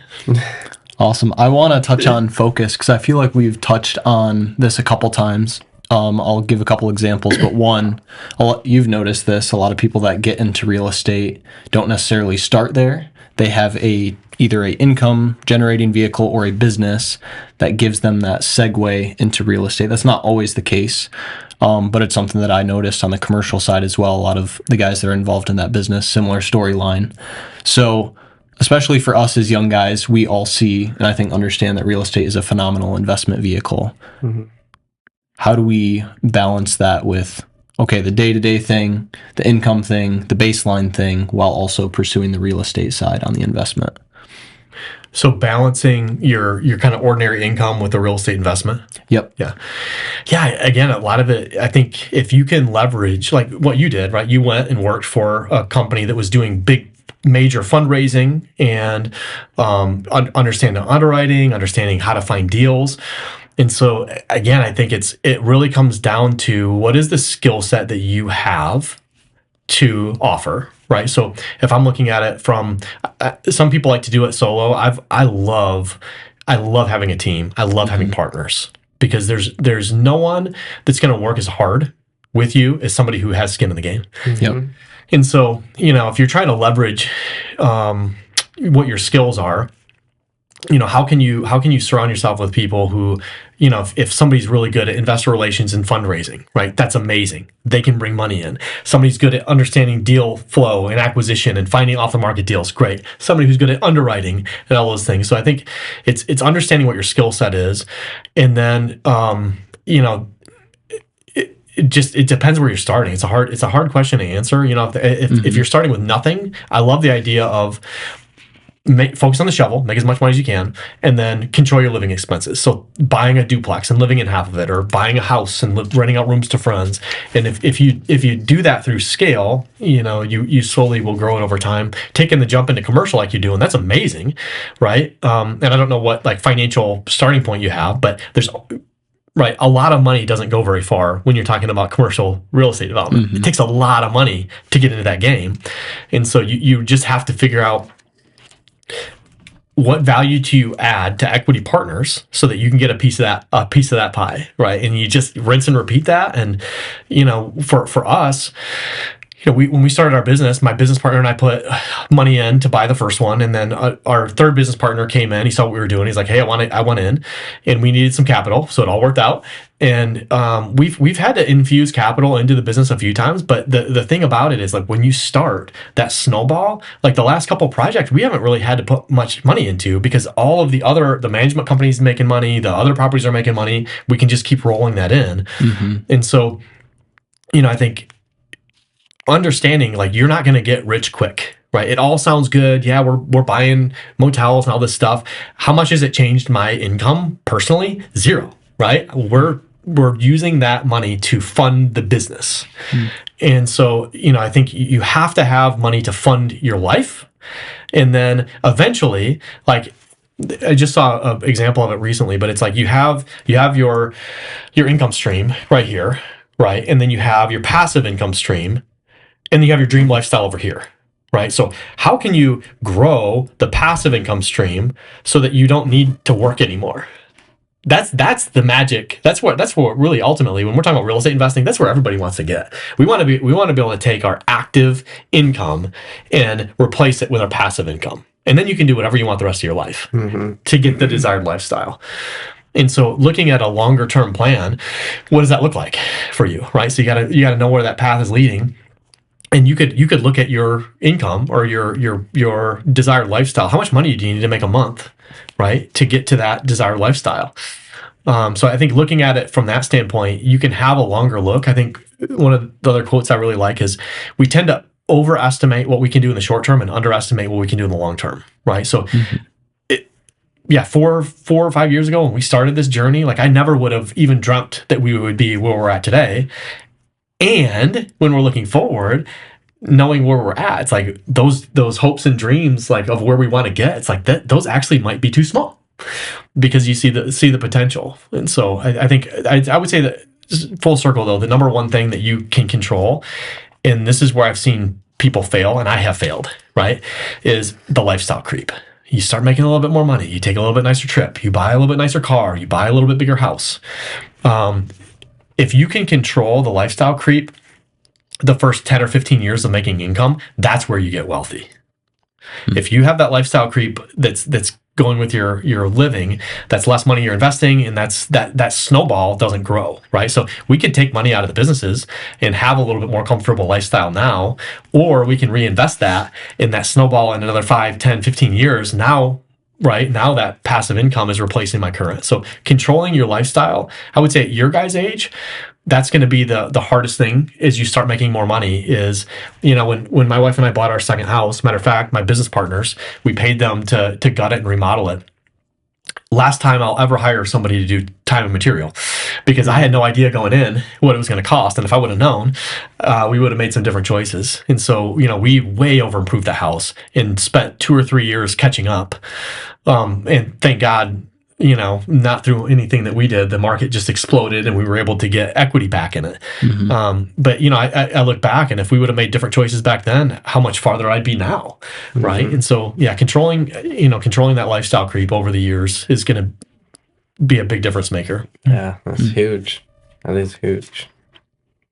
Yeah, something that I picked up on there, and you can add anything you want to, but there's the funding your expenses, lifestyle, like living, and then there's the growing more the wealth side. Like, you're not even pulling money out of the businesses necessarily, at least not normally, because that's just going back into the business. So it's kind of two separate but parallel things. Yeah. So, it depends if you want to have a job. And again, that goes back to like the mechanic versus the business owner, right? If you want to be a mechanic, like there's a lot of businesses you can make a really good income in. Like, you want to be a contractor, you can make a lot of money, but how long do you want to swing a hammer? Right? Not long. Right? So that's the thing, is you got to have that path of like, how are you going to replace you swinging the hammer with somebody else so you can be bidding jobs?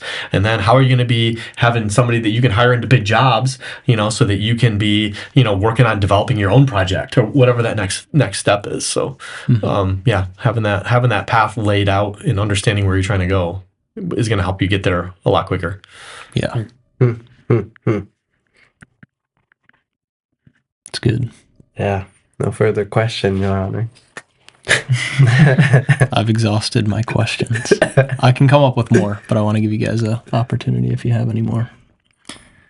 I did have a thought when you were just explaining the premise of needing immediate income versus passive income, and the whole goal being that passive income replacing the immediate, etc.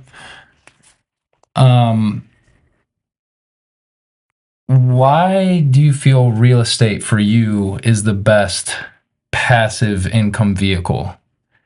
Because I'm personally biased, so I want to just hear from your perspective if that was something you sat down and thought about, like, okay, now I have all this money to invest. What passive income vehicles are there? And ultimately, what made you choose real estate as the one to go? I'd be curious to hear that. Yeah, that's another great question. I think one of the investors that had approached us about investing, he's doing so well. He understands the market. He invests in the market. He's doing so well. He's like, this is way easier. It's low risk. I'm going to keep my money here. More power to him, right? That's what he understands. I don't understand that. When I look at the market, I think of all the ways I could lose my money because I don't know what to read. I don't know what to believe, right? I don't understand it. So for me, I understand real estate. I have an understanding of real estate. And I am a big believer that if I'm going to invest in something, I need to understand it. And so for me, it's comfortable. It's safe because I understand it. I think the other thing that I would add to that is I am investing in real estate and businesses. So I think the best way to grow wealthy, actually, in my opinion, is to invest in your businesses, growing businesses. If you look at the most millionaires, billionaires, whatever, they own real estate after they made money in business, right? So if you can grow, that's why I talk about you have to have the shovel. So focus, don't forget to focus on making money now. The more money you make now, the more money you can invest in real estate that pays dividends later, right? 12%.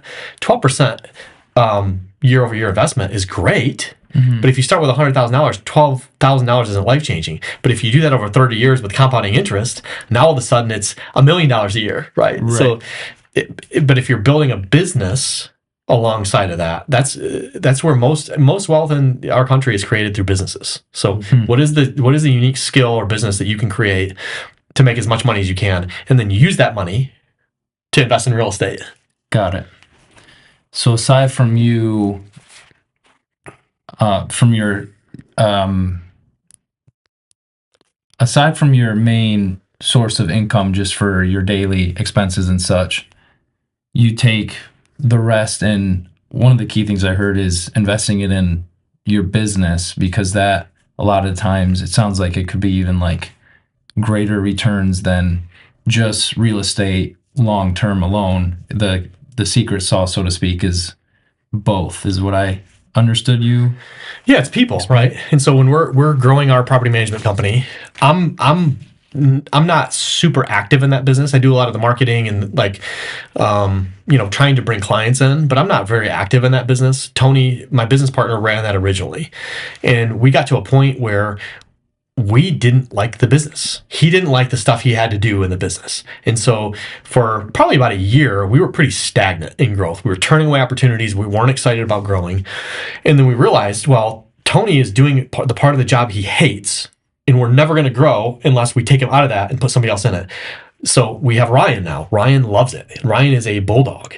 Our business, it over doubled the year we hired him, right? So yeah, it's scary. We pay him a lot of money. We had to still pay Tony. Now we're paying Ryan, and so we could stay where we're at, be miserable, not make any more money, and maybe take a little money out, or we can take the bet where if we put money into investing in the right person that wants to grow the business, it's going to grow, and it exploded from there.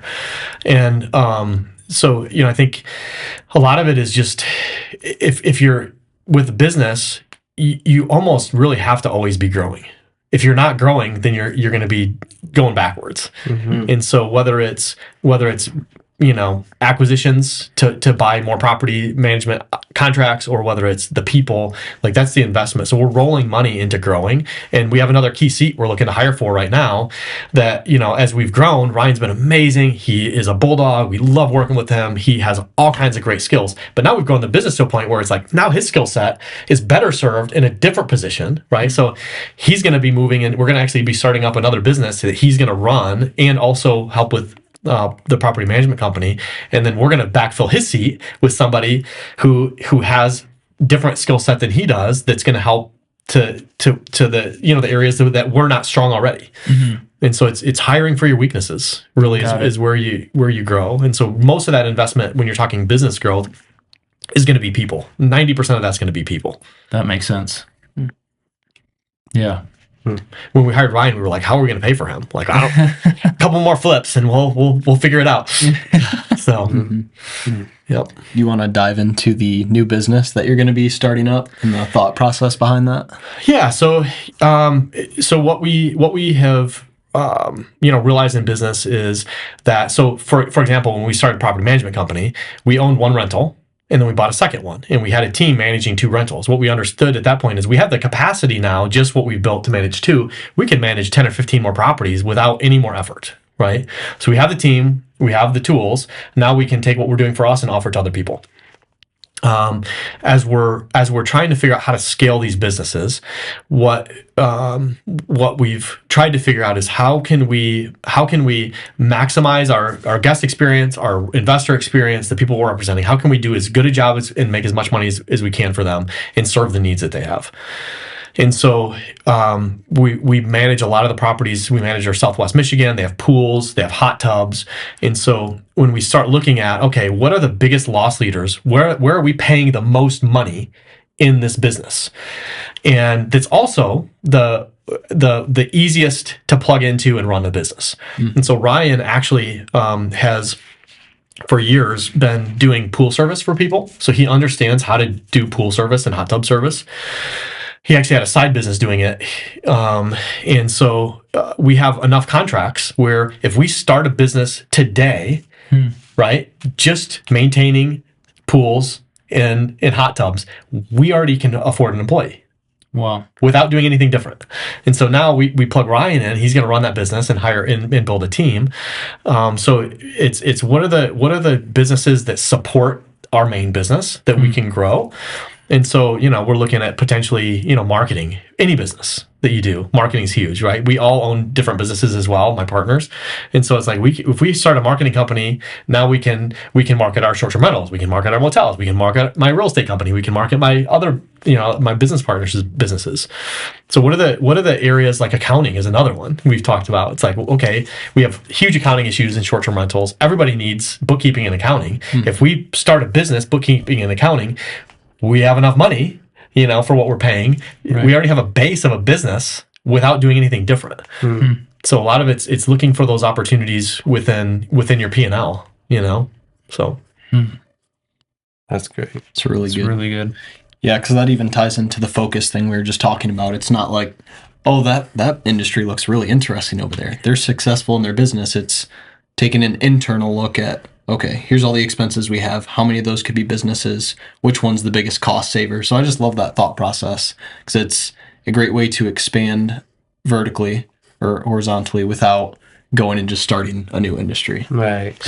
yeah, it's what it's vertically integrated businesses. So if you look at like The Profit, you ever see that show on TV? It's the guy that he'll buy a car dealership, and then he'll buy a tire shop, and he'll buy a mechanic shop, and then he'll buy it's all these vertical integrations that service your main business. So, Yeah, it's almost like starting these businesses is more of like a cost-effective decision at the end of the day. But then later, it's gonna start paying for itself and bringing more into, which is cool.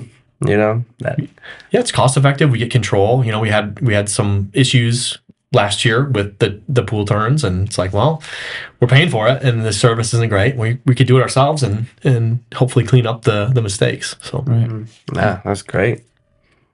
Even too, as I'm kind of observing this, but I know you just expressed your excitement about partnerships, and it sounds like a lot of those businesses are a culmination of those partnerships. Like, because we have multiple people, multiple businesses with these partners, we can actually afford to do this because we have the capacity within the group to do that. Yeah, exactly. And again, like Ryan's a great example of that. Like he's awesome. We wouldn't be where we're at in our business today without him. But he doesn't own it, right? And he's a bulldog, and he doesn't own it. We move him over to that business. He's going to be the owner, operator. We're going to have a piece of it, but that's his business. Yeah. How hard is Ryan going to work now, right, to blow that business up? And so a lot of times, and that's what my business partner, Gary, has done a really good job, like finding the person that can operate the business. And then letting them run with it, and then being more high level in the ownership seat. So that's what that business will be more of, is an opportunity for Ryan. He wins, we get better service. So That's great. It's great. Yeah, I love that story because so often we hear win-win scenario, how does everybody win? And it's so often that that's not the case. And obviously the world isn't a perfect place, but it's really cool to hear practical examples of how are we benefiting the business, benefiting our clients, setting up this person on our team to win and be successful and have more opportunity. So it's fun to just hear the framework that you guys are setting up. yeah, it's exciting. And again, you look at the impact and the ability to, bring people in. Ryan, he's gotten involved with a lot of the Christian men's business discipleship stuff that I'm doing, and really been able to bring him and his son into the fold with that, which has been awesome. So really full circle. He's actually a pretty good example of bringing somebody in. And ironically, he was a client at the barbershop. So I used to cut his hair when he was in middle school. Okay. And now he's working for us and going to be business partners. And, it's really been amazing to see him grow as a person. So That's great. It's awesome. Yeah. That's really cool. I know some people are not too keen about the idea of partnership, but hearing you say like you're excited about partnership is actually kind of encouraging to me, because I've always loved the idea of partnership, like having people who's got different skills, different knowledge of a certain thing, and different resources too, I've always loved that idea of just coming together and building something solid, as long as we all kind of heading the same direction. Yeah, you nailed it. You have to have value alignment first, right? So we're very careful about the people that we work with. Yep. And if you have value alignment and alignment on where you're trying to go, they can be amazing. If you don't, they can be difficult. Yeah. They're not all great. But I'm a big believer in partnerships. I mean, again, I think the amount of effort somebody's going to put into it when they have skin in the game is vastly different than just an employee. Right. So Right. Definitely. Do you guys have a process that you go through when forming partnerships or vetting partners? yeah, so this will be the first business that's not real estate related that we'll have built. Gary's got a really good process. He's done it a lot. He actually does a lot of venture capital and invests in these type of businesses. And for in this case, we've worked with Ryan now for 2 years. I've known him for a long time. He used to work in a sister company of my other business partner, Tony. So we've got a really good feel for who he is and what he's going to bring to the table. It's kind of a no-brainer for real estate investment business partnerships. There's some vetting, there's only so much you can do. A lot of the people that we brought in for our partnerships, some of them have been like close friends in our sphere. One of them's a guy that I've done a lot of ministry stuff with. A couple other ones are people we really didn't know very well. And so, we tried as much as we can to make sure we have value alignment and also the direction. When you're raising funds for a real estate project, it is a partnership, but it's not, that we're operating the business. So it's not, there's not as much room for friction as we're running a business side by side with our offices next to each other every day. So there's less opportunity for friction, but you still want to make sure you've got value alignment and that everybody's going to be on the same page. We're very careful when we're raising funds. Real estate's volatile, as you know. You can put pro formas and projections together all you want, and you still might lose your butt. And so we're pretty selective about who we take money from. We don't want it to be people who, like, if we lose it all, then their life is ruined. Obviously nobody wants to lose money, but we want to make sure that we're working with people who really are pretty solid financially and lower the risk. It lowers the stress level. It lowers, the amount of frantic phone calls that we get from people if things aren't going quite the way we want them to. So Good. That's very helpful. Very. Any other thoughts from you guys? Otherwise, we'll run through the conclusion, give you plug opportunity, and we'll wrap this one up. So what are you currently excited about and working on? And you can also plug the STR conference that's coming up as well. Yeah, so we got the conference coming up May 7 and 8 in Grand Rapids. Always a fun event. I mean, it really is just incredible to get in rooms with the people that come to those events. I think we're looking at new opportunities for investing in hotel, motel. So if you know something that's, I'd say 25 to 75 doors. We're really excited to look for opportunities to invest and refurbish those. Mostly in Michigan, but we are looking for some secondary markets down south. So if you got something that you're aware of, we're always looking at opportunities to scale that. And I'd say the most exciting part, I think, is having reframed what I'm doing now day to day. Like, I'm really excited about growing my real estate brokerage and bringing agents in and helping them to thrive. And so that's where a lot of my focus is going right now, is just helping build a business plan. Ministry, we've got a ministry event that Donaldson signed up for, and I'd have to get the dates to you on that. I can't remember those off the top of my head, but I want to say it's March 18th, I believe. March 18th. So we're bringing in Chris Corsi. He's actually out of Holland. He's an author. He's written some great books, but that's going to be really about getting a bunch of Christian men together and talking about relational maturity, spiritual maturity, really digging into some concepts and understanding kind of emotional maturity and where we're at and how we can grow. So it's going to be a really cool event I'm excited about. And then, if anybody that wants to connect, I'm a pretty open book. I love making connections and getting together with people. So reach out. JPP the broker on Instagram, Jordan Painter, Facebook. Look me up. Just love to connect with people and dream big. Awesome. I love it. So that was my next one, is how can the audience learn about you? I think you mentioned all those. What are you looking for in your current businesses, whether that's a problem to solve or people you're looking to add to the team? I know we touched on that a little bit, but I'll let you bring some clarity to that. Sure. Yeah. So for the real estate company, anybody that's in real estate or thinking about getting into it, that's an easy one. We are looking for more of an integrator for our property management company. So we'll be at 75 doors, and we're pretty much on a trajectory every year. We're doubling in size, and so we're looking ahead to see who is the team that we need once we double. That's kind of what we're hiring for right now. So ideally, we would love to find somebody that already has experience in short-term rental property management that can just plug into systems. But that's going to be a much higher level employee. That's basically going to be the the CFO, like controlling the company, running day-to-day operations, or not CFO, COO. Sorry. So we're actively putting that job description together and looking to hire for that. That's going to be a really fun opportunity. That one actually can be remote. We don't even need them to be in Michigan, actually. So that's going to be a national search that we're kind of getting started to find the right person to help us to grow that team. Awesome. That's really exciting. And then we'll close with this one. What is the key piece of advice that you'd leave for our audience that is kind of the younger entrepreneur just getting started or in the early phases of their business? Excuse me. Yeah, I would say two things. One, comparison is the thief of joy. So I don't care how successful or unsuccessful you think you are, there's always somebody better or worse. Be grateful for what you have and the opportunities you've been given and take full advantage of them. Stop comparing yourself to other people. And I would say the second one is, I mentioned with Tony asking these people to come to speak at our conference and a lot of the other mentorship opportunities I've been involved with. Don't be afraid to ask. Don't be afraid to ask for mentorship, for leadership.